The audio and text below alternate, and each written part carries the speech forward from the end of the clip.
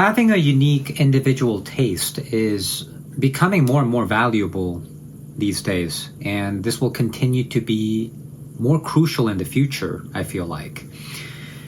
And I'm sure you guys are already using this function on YouTube.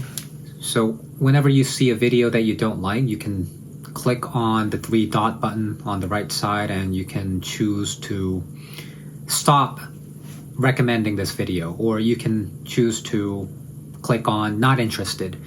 And these buttons can be actively used to shape your algorithm into a more useful and helpful algorithm, right? But right now, I think it's kind of like an optional thing that you can do. But what I think is that in the future, this will probably become the most crucial function, right? Because if you don't have a taste, social media platforms will overwhelm you. It will shower you with unnecessary information that you don't even need, right? And if you think about this, your own taste is the only thing that you will have in the future that can help you navigate through millions and billions of slop videos online. And right now we already have too much, right? We have too many videos because making videos and creating content is already very low barrier these days. So everyone with a smartphone can make videos in an instant, just like I'm doing now. And what's more concerning is that AI is now learning how to make these same types of videos.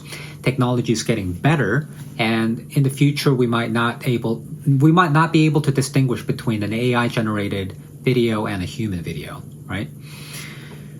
So what this means is that we will continue to be living in an age of information overflow, where we suffer more from abundance of information than lack of information. So we're going to suffer more from too much information overloading our brains.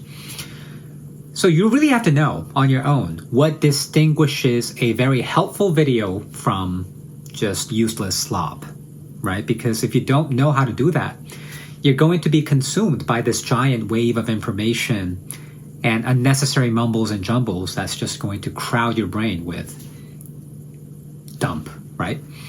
And it's going to get really difficult to swim out of that because people will be relying more and more on social media and AI in the future. And here's the thing, the more you click on slop, the less you curate your algorithm, the more the algorithm will feed you slop, right? It's somewhat like quicksand that gets worse and worse the more you try to move. But there's one tricky thing, right? The tricky thing is that there is no objective standard for what constitutes good content and what constitutes bad content, right?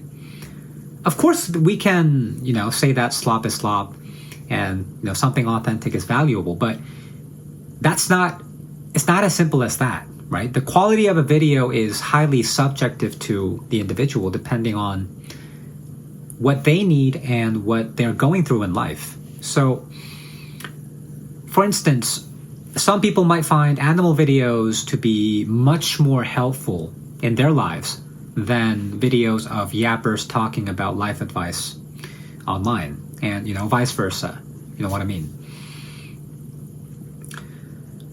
So earlier today, I was sitting on my couch and I was scrolling through YouTube and Instagram, and I was making excuses to myself that I'm actually learning something new from these random videos. And I did actually make a small personal discovery, and this is what I found.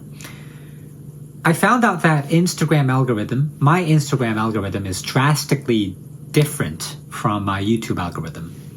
So they recommend me completely different videos. And I also found out that I never really curated my Instagram algorithm.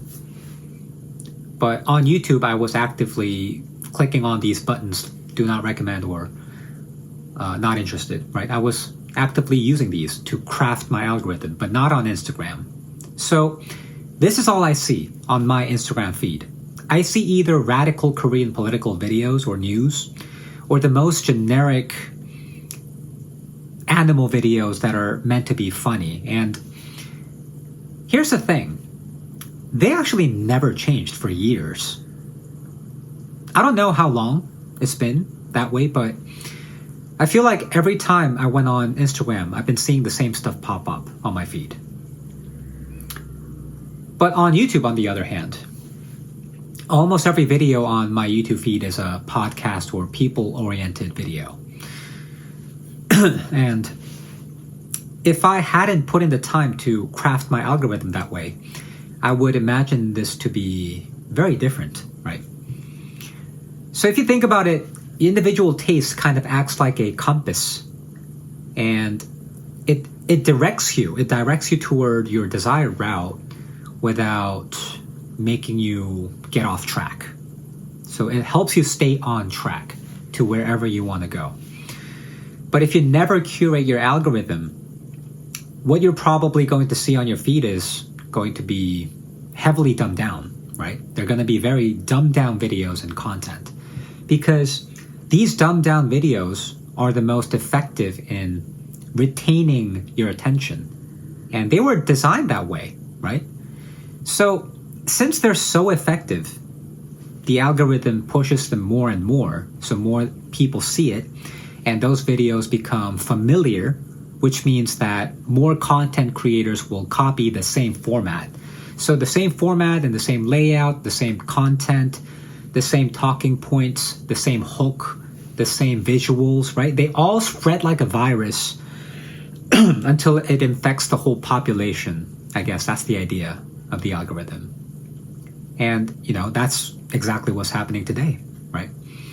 So the more you consume these types of videos and memes and trends, the more dumbed down you become. And maybe that is why it's so hard to have a decent conversation with another human being these days. Anyway, so if you want to avoid all of that,